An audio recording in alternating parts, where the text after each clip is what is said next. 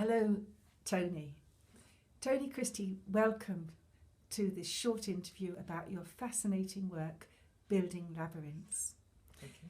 Can you tell me what drew you to first start this work? Yeah, the first labyrinth I remember coming across, in this lifetime at least, was my partner, who is now my wife, Fionnuala, had a deck of angel cards, and as one does, I picked a card one evening and it was called Melchizedek's Labyrinth.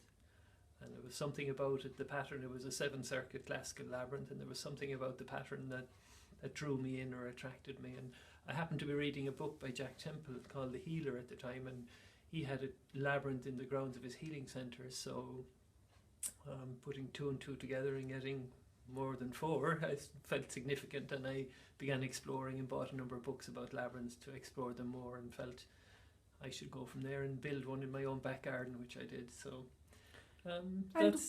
what did you notice when you built the labyrinth in your back garden? Did you notice a difference straight away, or how did it I was building it. I built it for myself.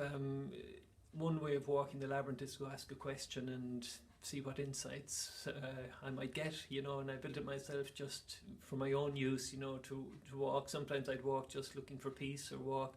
I always felt more centred and balanced after walking, and more aligned or whatever. It was sometimes difficult to put words on how I felt, but I certainly felt better and beneficial. And I found that people who were coming to the house were asking me what it was and were walking it, and also finding some benefit from it. Right. So there's certainly for me, a healing or rebalancing element, certainly in a realigning element or aspect to the labyrinth. I have found that, and I think many people more and more are finding that the labyrinth is of benefit to them, that they find at least more centred and more balanced within themselves after walking a labyrinth.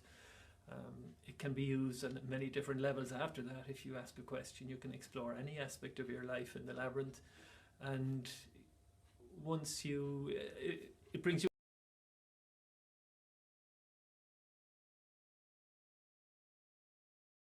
labyrinths. I mean, I've never seen a labyrinth in someone's personal back garden, but I have come across them in churches in Ireland and in England.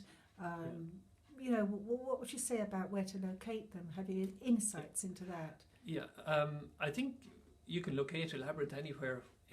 We have enough space to locate it. I mean, there are certainly some very well-known medieval labyrinths in France, in some of the Gothic cathedrals there in Chartres and Amiens, and they've been built according to sacred geometry, and the whole area where they are is the whole cathedral is designed to raise your awareness, so they're going to be very powerful spots. But even having a labyrinth in your own back garden, it will have not only be beneficial to you, but also be beneficial to the land, because there is a healing aspect to the labyrinth, healing the land, any place where it's placed. And I think some of the recent growth and popularity in labyrinths is because not only are people finding it beneficial, but I think it's also beneficial to the earth, in that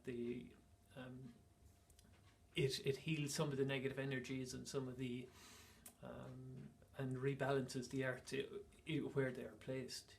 So in what about if you, sorry to interrupt, what about if you placed it on a ley line?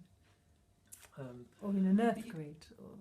Yeah, I would think that there is a certain energy with the labyrinth that is a positive healing energy. So I would think if you placed it on that, well, then that impact would spread further than if it wasn't. It doesn't mean that there's a certain a certain energy field that is given off by the labyrinth, or particularly by the more ancient labyrinth patterns, and I think the more they are used, the more energy, the more people that use them, the labyrinth becomes more energized, and the healing energy field actually expands further. Have you discovered that different patterns emit different energy fields?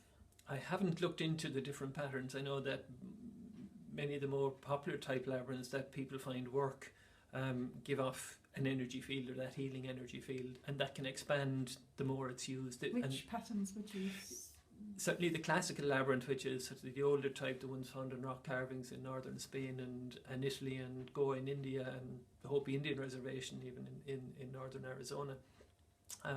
Also medieval type ones, the most famous one being the Chartres labyrinth in Chartres Cathedral in France, that they have a very high vibration, and just by virtue of the design, the sacred geometry and the design, and that there is some, I suppose there's an element of mystery as well about the labyrinth, in that it's not known exactly where they originated, but it does seem that there is a healing element and a positive energy to them.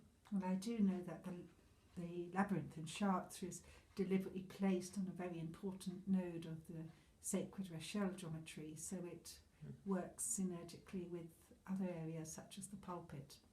So it's probably a combined effort. I believe that when you made the labyrinths, you didn't just stop there, did you, with them? You don't just create labyrinths. No, I mean, I suppose the labyrinth it's been part of my life now for 10 or 12 years or more, and I still feel like I'm only scratching the surface in relation to labyrinths. I feel the labyrinth, for me, it kind of drew out I started receiving insights from using the labyrinth, insights that I was receiving myself that I wanted to share with people, and wanted to share.